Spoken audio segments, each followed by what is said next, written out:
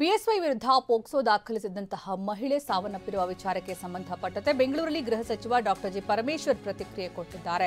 BSY ವಿರುದ್ಧ POCSO ಪ್ರಕರಣ ದಾಖಲಿಸಿದಂತಹ ಮಹಿಳೆ ಸಾವನ್ನಪ್ಪಿದ್ದಾರೆ. ಇದಕ್ಕೆ ಗೃಹ ಸಚಿವರು ಪ್ರತಿಕ್ರಿಯೆ ಕೊಟ್ಟಿದ್ದು, ಕ್ಯಾನ್ಸರ್ ಆಗಿತ್ತು ಅಂತ ವರದಿ ಇದೆ. ಆಸ್ಪತ್ರೆಗೆ ದಾಖಲಾಗಿದ್ರು, ಬೇರೆ ಯಾವ ಡೆವಲಪ್ಮೆಂಟ್ ಇದೆ ನೋಡಬೇಕು ಅಂತ ಪರಮೇಶ್ವರ್ ಗೃಹ ಸಚಿವರು ಹೇಳಿದ್ದಾರೆ.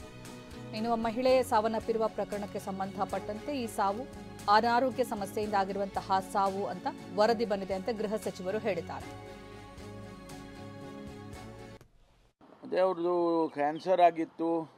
ಅವರಿಗೆ ಒಂದು ವಾರದ ಹಿಂದೆನೇ ಆಸ್ಪತ್ರೆಗೆ, ಯಾವುದು ಖಾಸಗಿ ಆಸ್ಪತ್ರೆಗೆ ಅಡ್ಮಿಟ್ ಆಗಿದ್ದರು, ತೀರ್ಕೊಂಡಿದ್ದಾರೆ ಅಂತೇಳಿ ವರದಿ ಇದೆ. ಅದಾದಮೇಲೆ ಬೇರೆಲ್ಲ ಏನು ಡೆವಲಪ್ಮೆಂಟ್ಸು ಅಂತೇಳಿ ನೋಡಬೇಕಾಗುತ್ತೆ.